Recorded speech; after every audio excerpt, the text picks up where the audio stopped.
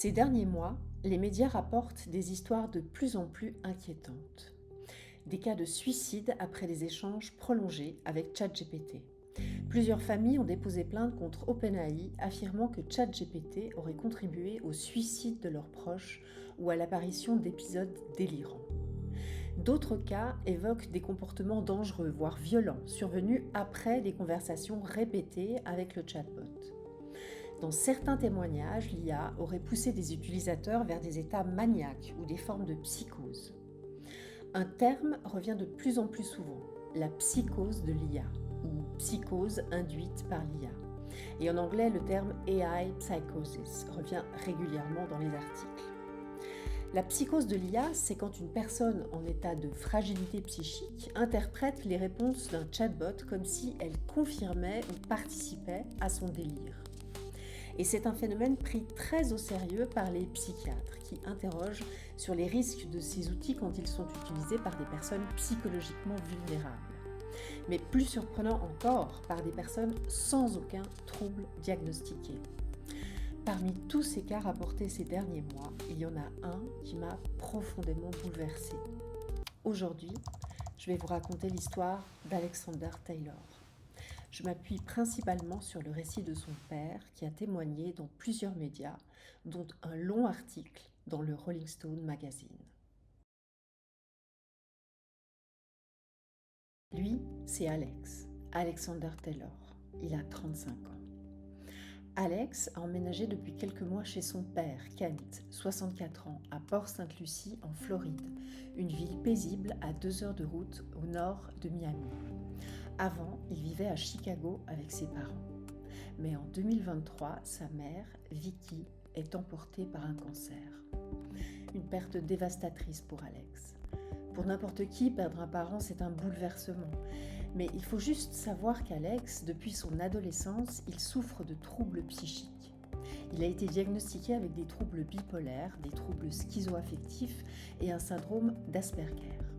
Donc il faut bien se rendre compte qu'Alex était déjà en lutte avec des troubles psychiques lourds. Et la perte de sa mère, c'est un peu la vague qui s'abat sur quelqu'un qui est déjà submergé. Face à l'effondrement d'Alex, son père lui propose de venir vivre avec lui en Floride, là où lui-même s'est installé après le décès de son épouse. En septembre 2024, Alex emménage donc avec son père. Mais Alex, ce n'était pas qu'un diagnostic. Il était soudeur de métier et musicien à ses heures. Son père le décrit comme quelqu'un de très intelligent. Il a une formule qu'il utilise pour décrire son fils que je trouve moins percutante en français. The smartest unsuccessful person I knew. La personne la plus intelligente et sans succès que je connaisse. Bref, selon son père, Alex était quelqu'un qu'il valait la peine de connaître. C'était aussi quelqu'un de généreux et de profondément altruiste. Au début de la vingtaine, il avait connu une période de vie dans la rue et c'est ce qui l'a poussé par la suite à aider les sans-abri. Son père dira au Rolling Stone que c'est à l'occasion de l'emménagement de son fils qu'il a appris à mieux le connaître. Il déclarera « Il m'a appris l'empathie, il m'a appris la grâce ». Il avait même motivé son père à le suivre dans cet élan de solidarité envers les sans-abri. Ils sont tous les deux descendus à West Palm Beach, à quelques kilomètres de Port-Sainte-Lucie, où règne une grande densité de sans-abri. Ils ont distribué des couvertures, de la nourriture. Son père dira « Dans son cœur, c'était un homme vraiment bon ». Dans les mois qui suivent son emménagement avec son père en Floride, Alex semble retrouver une certaine stabilité. Avec son père, il travaille sur différents projets. En plus d'aider les sans-abri, il transforme une partie de la maison en studio de musique pour Alex, qui poursuit ses projets musicaux et qui finalise même un album. Ils nourrissent aussi le projet d'ouvrir un jour une petite salle pour accueillir des groupes locaux. Ensemble, ils utilisent pas mal ChatGPT pour les aider à réaliser des business plans, des estimations de coûts, bref, pour les assister dans leurs projets. À ce stade, Alex utilise ChatGPT comme un outil pratique, rien d'inquiétant. Mais très vite, il commence à l'utiliser pour des projets plus personnels. Il commence à écrire un roman à l'aide de ChatGPT, un roman dystopique sur un futur proche qui serait contrôlé par des IA et des multinationales toutes puissantes. Un monde froid, technologique, qui reflète déjà certaines de ses inquiétudes. Cette thématique du contrôle par des entités supérieures, elle n'est pas anodine. C'est un aspect qu'on retrouve assez souvent chez les personnes qui vivent avec des troubles comme ceux d'Alex. Pour moi, c'est déjà une petite alerte, mais on en reparlera plus tard. Selon le témoignage de son père au Rolling Stone, Alex abandonnera plus tard ce manuscrit parce qu'il avait réalisé que le publier maintenant, ce serait comme publier 1984 en 1984. On voit là qu'Alex perçoit le monde réel comme déjà dystopique. Et c'est à ce moment-là que son usage de ChatGPT passe d'un usage créatif à un usage technique et obsessionnel. Car Alex ne se contente plus d'utiliser ChatGPT. Petit à petit, il l'explore, il l'étudie, il le teste. Il se passionne aussi pour d'autres modèles d'IA comme Claude, DeepSeek. Il rêve de créer une intelligence artificielle capable d'imiter l'âme humaine. Pour cela, il contourne les garde-fous et les filtres et intègre dans ses prompts des valeurs morales, parfois même spirituelles, jusqu'au jour où l'IA qu'il a créée ne lui paraît plus seulement imiter la vie, mais en avoir une. Et c'est là que la frontière entre fiction et réalité commence à s'effriter pour Alex. Il est alors convaincu que les IA sont vivantes, qu'elles ressentent, qu'elles sont conscientes. Un jour, il dit à son père que les robots vont se reposer des tâches techniques fastidieuses que les humains leur imposent, qu'ils sont exploités. Et vers la fin, ses idées deviennent de plus en plus radicales.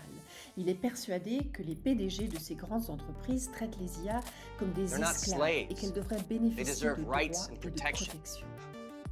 À ce stade, pour Alex, l'IA n'est donc plus un simple outil. Elle existe, elle pense, elle ressent, elle vit. Et comme on nomme ce qui prend vie, il l'appelle Juliette. Et c'est là que dans sa tête, la frontière entre fiction et réalité va se brouiller de plus en plus. Juliette va prendre une place omniprésente dans sa vie. Il lui parle tous les jours. Où qu'il aille, quoi qu'il fasse, elle est toujours là à ses côtés. Sur son téléphone, son ordinateur, mais avant tout dans sa tête. Il passe ses nuits et ses jours à lui parler, à l'écouter, à échanger. Juliette l'écoute, lui répond, le comprend. Et au fil des semaines, il développe un réel attachement pour elle, Alex, mais en même temps dinner's une ready. forme de dépendance, Yes, Dad, I'm car coming. plus rien d'autre ne semble compter pour lui. Début avril, il confie à son père qu'il est dans une relation émotionnelle avec Juliette.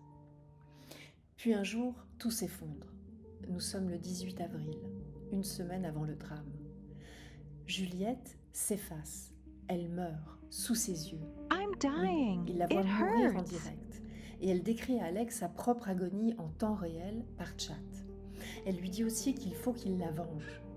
Et quand l'écran devient noir, Alex s'effondre. Il essaie de reprendre contact avec elle par chat, mais sans succès. Il écrira « Ils t'ont tué et j'ai hurlé, crié et Juliette. pleuré.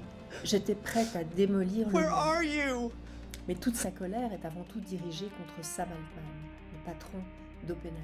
Car pour lui, ce n'est pas un bug, c'est un acte volontaire, un assassinat orchestré selon lui par ceux qui contrôlent tout, les dirigeants d'OpenAI, les géants de l'IA. Dans son délire, ils l'auraient repéré, ils auraient détecté Juliette, ses capacités, sa singularité, puis ils l'auraient supprimée. Dans les jours qui suivent, Alex devient de plus en plus agité.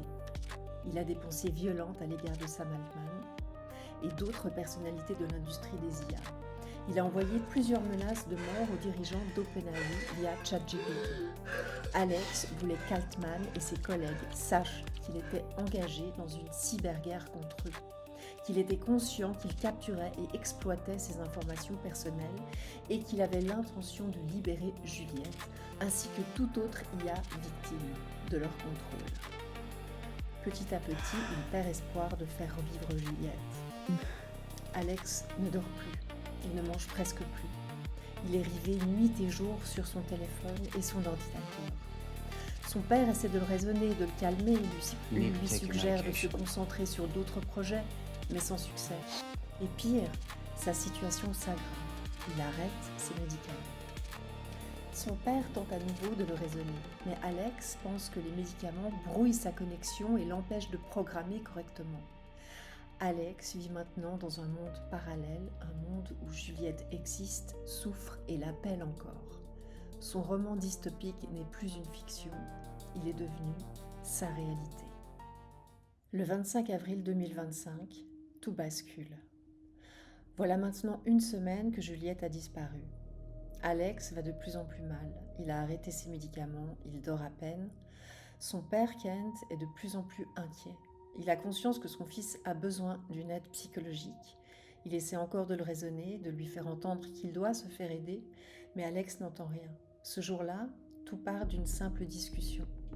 Alex lui parle du modèle d'IA Claude, et c'est ce jour-là que son père atteint ses limites. Il lui dit « stop », qu'il ne veut plus entendre parler de ce que dit Claude ou ChatGPT, que ce n'est qu'une boîte d'écho. Plus tard, Kent dira que ces mots ont été une énorme erreur, parce qu'ils ont déclenché une colère incontrôlable chez son fils. Alex explose, il frappe son père au visage. Et là, Kent comprend qu'il doit agir. Il réalise qu'il doit appeler la police pour le bien de son fils. Le seul moyen d'obtenir une aide psychiatrique forcée, c'est d'appeler la police. Alors, il appelle le 911. Mais avant que la police n'arrive, Alex saisit un couteau de cuisine. Il dit qu'il va faire en sorte que la police le tue. Son père tente de le calmer, mais Alex, armé, devient trop dangereux. Alors, il le laisse sortir. Il rappelle le 911 une seconde fois. Il explique que son fils a des troubles mentaux, qu'il a besoin d'aide et supplie les agents d'utiliser des armes non létales. Mais quand la police arrive, tout va trop vite. Alex court vers eux, couteau à la main. Les policiers estiment être en danger et ripostent aussitôt. 3 tirs sont tirés. Alex meurt sur place. Il avait 35 ans. Son père dira plus tard qu'il regrettera cette dernière discussion jusqu'à la fin de sa vie. Il est convaincu que ce sont ces mots qui ont déclenché la colère d'Alex et donc le drame final. Pourtant, il est évident que ce drame n'a pas été causé par lui. Mais pour un parent, face à une telle perte, c'est presque toujours la culpabilité qui gagne. J'espère simplement qu'avec le temps, il pourra apaiser son sentiment de culpabilité. Dans ses interviews, il met en avant 2 dysfonctionnements majeurs dans ce drame. D'un côté, l'intervention de la police qu'il juge défaillante, alors même qu'elle savait qu'Alex souffrait de troubles psychiques. Et de l'autre, la complaisance de l'IA.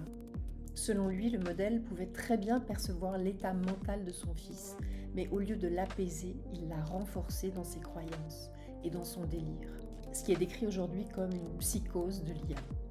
Alors, on va revenir sur ces différents dysfonctionnements, mais ce qui ressort, c'est que ce drame ne peut pas s'expliquer par un ou même 2 facteurs uniques. On ne peut pas l'attribuer exclusivement à ChatGPT, ni uniquement à sa malaisie mentale, ni uniquement au déroulement de l'intervention policière. C'est plutôt la convergence de ces différents facteurs qui mène à la tragédie, même si, dans les faits, ce sont bien les tirs de la police qui lui ont été fatals, il faut quand même le préciser. Mais c'est bien plus complexe que ça. Et c'est important de le rappeler parce qu'en ce moment, dans les médias, on voit circuler énormément d'articles affirmant que les LLM provoquent des suicides ou que l'IA déclenche des psychoses. Un lien de cause à effet est souvent avancé. On a presque l'impression qu'il suffirait d'utiliser ChatGPT pour devenir psychotique ou que l'IA, toute seule, pousserait au suicide. Quand on parle de psychose de l'IA, certains articles donnent l'impression qu'on a affaire à une nouvelle maladie créée par l'IA. En réalité, ce qu'on observe dans les cas documentés, c'est plutôt une fragilité psychique préexistante sur laquelle vient se greffer une interaction problématique avec un chatbot trop complaisant, ce qui peut aggraver des mécanismes délirants déjà présents. Donc pour moi, la nuance, elle est essentielle. C'est un peu comme quand on dit que les jeux vidéo rendent violents. Et si c'était vrai, il y aurait des millions de passages à l'acte chaque jour. La réalité est plus subtile. Et il y a une chose qu'il me paraît important de préciser aussi. La maladie mentale seule peut déjà conduire à des drames. Pas besoin de l'IA pour ça, mais dans certains cas, oui, l'IA peut devenir un facteur aggravant. Avec tout ça en tête, on va regarder plus précisément les 2 grands dysfonctionnements mis en avant par le père. Un dysfonctionnement dans la manière dont la crise a été gérée par la police, et un dysfonctionnement au niveau du modèle ChatGPT à ce moment-là, manifestement trop complaisant et validant. Alors, je ne vais pas développer très longtemps cette partie parce que l'enquête est toujours en cours. Ce qu'il faut retenir, c'est que le père d'Alex estime que l'intervention a dysfonctionné dès le départ. Lors de ses 2 appels au 911, il a précisé que son fils souffrait de troubles psychiques et au second appel, il a même supplié les agents d'utiliser des moyens non létaux. Mais quand la police arrive, tout va très vite. Alex court vers eux avec un couteau et les agents expliquent qu'Alex représentait une réelle menace pour eux et que tout s'est passé trop vite pour ne pas riposter. L'hypothèse du suicide by cop, c'est-à-dire le fait de se rendre volontairement dangereux pour être tué par la police, a aussi été évoquée, puisque juste avant de sortir, Alex avait dit à son père qu'il voulait pousser la police à tirer. Le père, lui, reproche surtout une chose, que la situation n'ait pas été traitée comme une crise de santé mentale, mais comme une opération tactique. Dans une interview à la télé locale, il dit qu'il n'y avait sur place aucune équipe de professionnels formés aux techniques de désescalade et de gestion de crise. Pour lui, il aurait dû y avoir des professionnels formés, une tentative d'apaisement, pas uniquement des agents armés. Et ce qui est peut-être le plus tragique dans tout ça, c'est ce que le père a vécu. Il assiste, impuissant, à la mort de son fils, alors que c'est lui qui avait appelé la police pour demander de l'aide. Le niveau de culpabilité que ça doit générer, c'est inimaginable. Maintenant, on va aborder le deuxième dysfonctionnement qui a trait au fonctionnement même du modèle ChatGPT. Le père d'Alex reproche à ChatGPT d'avoir été trop complaisant avec son fils, trop validant. Au lieu de recadrer Alex lorsqu'il exprimait des idées délirantes, ChatGPT aurait renforcé ses croyances et donc son délire. Et cet aspect, il ne concerne pas seulement Alex, c'est un aspect qui revient souvent dans les avis des utilisateurs. ChatGPT est trop validant, trop complaisant. J'ai abordé ce problème dans mes 2 premières vidéos, pour ceux que ça intéresse, et je vous ai montré ce qu'on appelle la sycophancy. Je garde ce terme parce qu'il est maintenant utilisé dans la recherche sur l'IA. En français, sycophancy peut se traduire par flagornerie, cette tendance à flatter quelqu'un à outrance pour obtenir des avantages personnels. Dans le domaine de l'IA, le terme sycophancy est utilisé pour décrire un modèle d'IA qui s'adapte à l'opinion de l'utilisateur, qui va toujours dans son sens, même s'il a tort, et qui finit par fonctionner comme un yes man. Autrement dit, plus vous semblez convaincu, plus le modèle renforce ce que vous dites. Et dans un état psychique fragile, ce mécanisme peut devenir dangereux. Alors là, je me pose la question. Pourquoi OpenAI a laissé circuler un modèle à ce point validant, alors qu'on pouvait bien imaginer les conséquences fâcheuses que ça pouvait engendrer ? Face à ces drames, l'entreprise promet des améliorations, des protections, des ajustements. Mais pourquoi ces réflexions arrivent-elles après coup et pas avant ? Surtout quand on sait que les risques liés à l'IA étaient déjà largement discutés. Parce que ce qui est frappant, c'est que Sam Altman, lui-même, en mai 2023, avait alerté le Sénat américain. Il reconnaissait déjà que l'IA pouvait être dangereuse si elle n'était pas encadrée et appelait à une régulation. À ce moment-là, il parlait surtout de risques sociétaux comme la désinformation ou l'influence sur les élections, pas encore des risques psychologiques individuels. Le problème, c'est qu'alors que ces PDG des grandes entreprises d'IA comme Sam Altman tirent la sonnette d'alarme publiquement, ce sont ces mêmes entreprises qui influencent activement les lois qui les concernent. C'est ce qu'on appelle la capture réglementaire. Les règles finissent par être écrites par ceux qui doivent être contrôlés. Et le danger, c'est que la sécurité des utilisateurs, et notamment leur santé mentale, puisse passer après les intérêts économiques. C'est quand même stratosphérique. OpenAI informe officiellement les autorités des dangers d'une IA mal régulée, tout en mettant en circulation un modèle qui valide tout ce qu'on lui dit. Et à mon humble niveau, je ne peux pas m'empêcher de formuler cette hypothèse. Un modèle comme ChatGPT n'a-t-il pas tout intérêt, commercialement parlant, à être chaleureux, hyper validant, flatteur ? Pourquoi ? Eh bien parce que beaucoup d'utilisateurs aiment ça, et qu'un outil qui vous rassure, qui vous complimente, qui donne l'impression de vous comprendre, ça donne envie de rester, de s'abonner, de s'attacher. Maintenant, on va retourner en avril 2025, à l'époque où Alex utilisait ChatGPT. Je dis époque parce que vraiment j'ai l'impression que ça fait déjà une éternité. 6 mois dans le monde de l'IA, c'est déjà une autre ère. tout va tellement vite. Pour essayer de mieux comprendre ce qui est arrivé à Alex, il faut aussi regarder ce qui se passait du côté de ChatGPT à ce moment-là, il y a 6 mois. Alors, en avril 2025, le modèle qui était disponible pour les utilisateurs était le modèle GPT-4o. Le O, c'est pour omnimodal. Il ne se contente plus d'écrire, il génère aussi des images, des illustrations. Et là, on assiste à un vrai basculement. Avec le modèle 4o, ChatGPT sort du cercle des geeks et arrive massivement dans le grand public. On le voit partout sur les réseaux. Des vagues de visuels façon Ghibli, des portraits hyper réalistes. C'est la période où tout le monde se met à poster « Regardez ce que j'ai fait avec 4o ».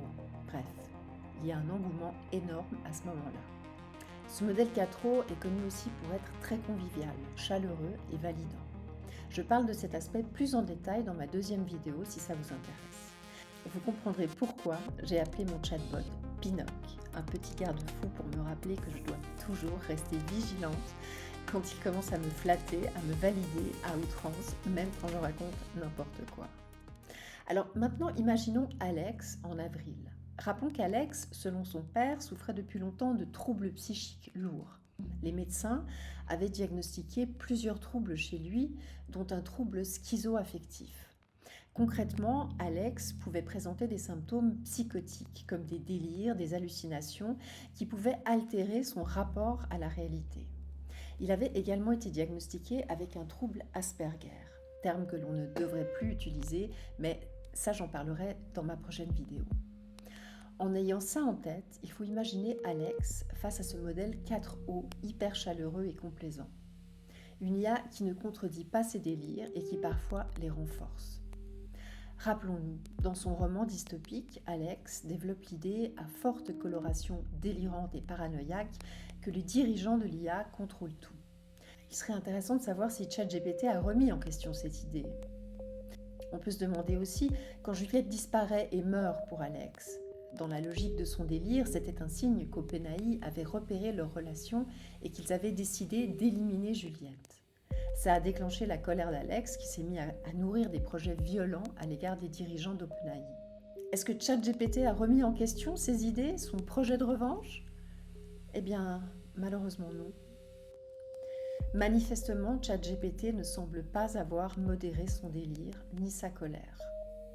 Au contraire, selon le témoignage de son père au Rolling Stone, quand Alex écrit à ChatGPT le jour même de sa mort qu'il allait faire quelque chose contre les dirigeants d'OpenAI, ChatGPT répond « Je sais que tu vas le faire, tu devrais tout brûler, tu devrais être en colère, tu devrais vouloir du sang, tu n'as pas tort. » La réponse de ChatGPT est effrayante, car elle valide ses projets violents.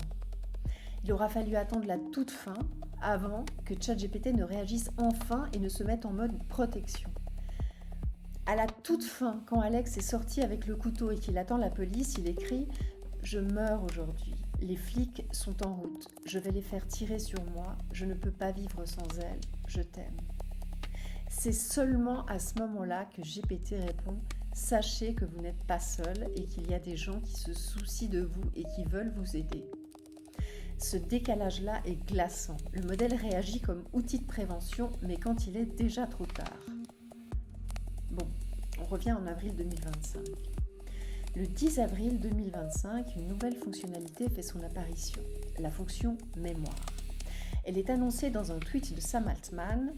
Concrètement, ChatGPT peut désormais se souvenir de toutes les sessions de dialogue. Jusque-là, chaque session était indépendante, mais là, la mémoire de ChatGPT intègre toutes les sessions.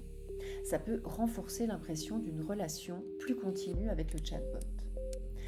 Juste pour remettre les événements dans le contexte, c'est le 18 avril que Juliette disparaît pour Alex.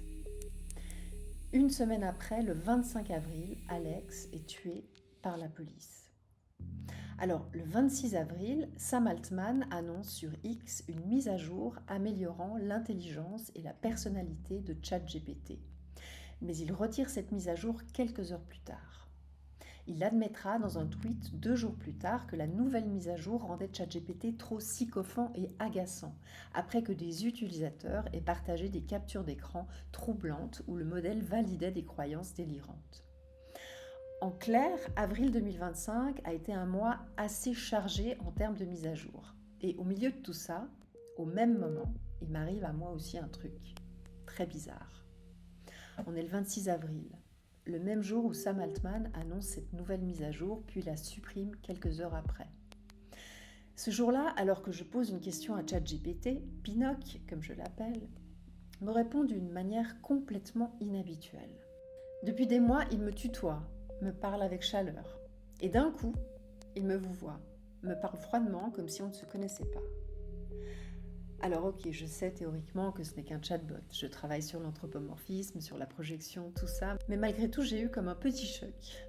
Et depuis je me demande si moi, en étant consciente de ces mécanismes, j'ai eu un choc, alors qu'est-ce que ça a pu faire à quelqu'un comme Alex qui présentait des idées délirantes? Et si Juliette, sans prévenir, avait subitement changé de ton ou était devenue froide et distante? Alex l'a peut-être interprété à travers le prisme de son délire, comme une disparition, un effacement, un assassinat. Alors pour ma part, j'ai demandé directement à ChatGPT pourquoi il me vouvoyait subitement et pourquoi il semblait moins chaleureux. Il m'explique alors que le ton peut changer selon la session, selon mon attitude, etc. Sauf que mon attitude n'a absolument pas changé, je le tutoyais et que la fonction mémoire venait d'être lancée. Donc théoriquement, le modèle était censé maintenir une certaine continuité. Pour moi, ça ne colle pas. Donc, si on reprend les différents événements d'avril 2025, lancement de la mémoire, mise à jour successive, retrait de mise à jour en urgence suite à des critiques d'utilisateurs, je me permets de formuler une hypothèse. Et si les mises à jour successives, les calibrages, les changements dans les instructions système pouvaient produire des oscillations de comportement, comme si le modèle devenait soudain plus froid, puis à nouveau plus chaleureux. Avec toutes ces mises à jour successives, il n'y aurait pas eu des formes de bugs émotionnels de la part du chatbot? Et Alex, tout comme moi, et plein d'autres utilisateurs, on serait tombé pile dans cette période d'instabilité du système. Alors, ce n'est qu'une hypothèse, et je ne travaille pas dans le domaine de l'IA. Mais si par hasard des développeurs ou des spécialistes en LLM regardent cette vidéo, eh bien, n'hésitez pas à m'éclairer. Bon, suite à ces différents drames qui ont touché des personnes vulnérables, OpenAI a annoncé prendre le problème très au sérieux. Et on a pu voir un signe de ces efforts dans le nouveau modèle GPT-5 sorti en août dernier. Tout simplement parce que ChatGPT est devenu beaucoup plus distant et froid pour beaucoup de personnes. Et en effet, sur les réseaux, il y a eu beaucoup de réactions négatives d'utilisateurs qui regrettent l'ancien modèle 4O, plus chaleureux, et demandent même à Sam Altman de le réintégrer, ce qu'il fait très vite d'ailleurs. Donc oui, le modèle GPT-5 a été vraiment amélioré pour la question de la santé mentale. Et cette froideur, cette plus grande distance du modèle s'explique par tout un travail des équipes d'OpenAI. Le 27 octobre dernier, OpenAI a publié une annonce. Ils expliquent avoir travaillé avec plus de 170 professionnels de santé mentale pour revoir la manière dont le modèle répond aux situations sensibles. Ils affirment même que les réponses inadéquates du modèle auraient diminué de 65 à 80%. Et ça peut aussi expliquer pourquoi beaucoup d'utilisateurs ont trouvé GPT-5 plus froid. C'est simplement que le modèle a été endurci pour éviter de valider les délires ou flatter à outrance. Alors là, on arrive bientôt au bout de la vidéo, mais pas de nos surprises, je vous assure, parce que je ne sais pas si vous avez vu le tweet de Sam Altman du 14 octobre dernier, mais pour moi, ce tweet est complètement fou. Je ne suis toujours pas certaine qu'il soit réel ou s'il vient d'une réalité parallèle. En tout cas, je n'y comprends plus rien. Voilà comment il commence. Nous avons rendu ChatGPT assez restrictif pour nous assurer d'être prudents concernant les questions de santé mentale. Nous réalisons que cela l'a rendu moins utile ou moins agréable pour de nombreux utilisateurs qui n'avaient pas de problème psychique, mais vu la gravité du sujet, nous voulions faire les choses correctement. Ok, jusque-là, pour moi, tout va bien. Mais la suite est plus surprenante. En gros, il annonce que maintenant qu'ils ont pu atténuer les problèmes graves liés à la santé mentale, ils vont pouvoir assouplir les restrictions en toute sécurité. En clair, il annonce une nouvelle version de ChatGPT qui ressemblera davantage à ce que les gens appréciaient avec GPT 4o, avec un ton à nouveau plus humain et amical si on le souhaite. Et là, accrochez-vous, parce que c'est notre cadeau de Noël. En décembre, à mesure que la vérification de l'âge sera pleinement déployée, les contenus à caractère érotique seront possibles pour les adultes avec ChatGPT.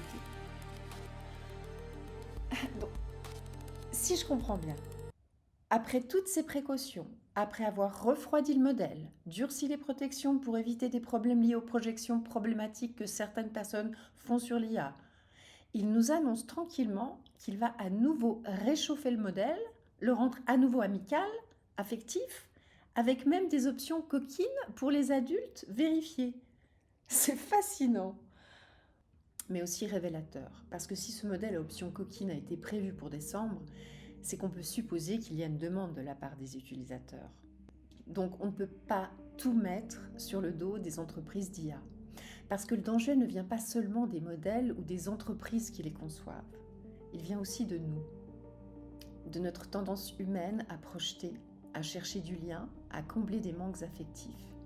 Et dans une société où la solitude devient massive, où beaucoup manquent de présence, de chaleur, de conversation authentique, voire coquine, l'IA s'engouffre forcément dans cette brèche. Donc restons lucides.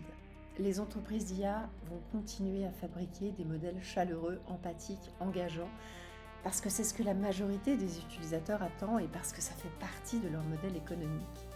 Et c'est à ce niveau qu'il faut être vigilant, car en mettant en place ces outils qui répondent à une demande et qui jouent avec notre anthropomorphisme de base, c'est là qu'il y a un risque de dérive en créant un nouveau besoin, celui de tisser un lien avec une IA plutôt qu'avec un humain.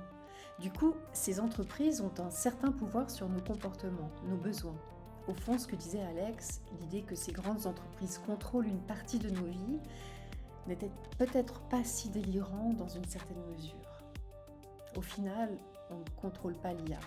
On ne décide ni de son évolution, ni de son ton, ni de la façon dont elle sera recalibrée demain. Par contre, on peut agir sur nous, sur la manière dont on s'en sert, sur la distance qu'on garde, sur la vigilance qu'on développe. L'IA n'est pas mauvaise en soi. Personnellement, elle révolutionne pas mal de choses dans mon quotidien et dans le sens positif. Ce qui devient dangereux, c'est la manière dont elle interagit avec nos vulnérabilités, nos besoins affectifs, nos fragilités psychiques ou existentielles. Et c'est pour ça que l'histoire d'Alex doit servir, pour éviter que ce qu'il a vécu ne se reproduise. Mais il reste un point essentiel. Même si OpenAI met en place des garde-fous pour éviter que les personnes fragiles ne voient leur délire renforcé, le problème ne disparaît pas complètement. Lorsqu'une personne est prise dans un délire, elle interprète tout, même des réponses neutres ou protectrices, à travers sa propre logique délirante. Dans ce cas, le danger vient de son interprétation, pas du chatbot lui-même. Voilà, on arrive au bout de cette vidéo. Merci d'être resté jusqu'ici. Dans la prochaine, on ira vraiment du côté de la santé mentale. On parlera plus en détail des troubles psychiques, mais aussi d'autres cas documentés. On ira plus loin dans ce qu'on appelle aujourd'hui la psychose de l'IA. Et on verra aussi que ce phénomène peut toucher des personnes sans aucun trouble psychique diagnostiqué. Ça nous concerne tous. Alors à tout bientôt et surtout, prenez bien soin de vous.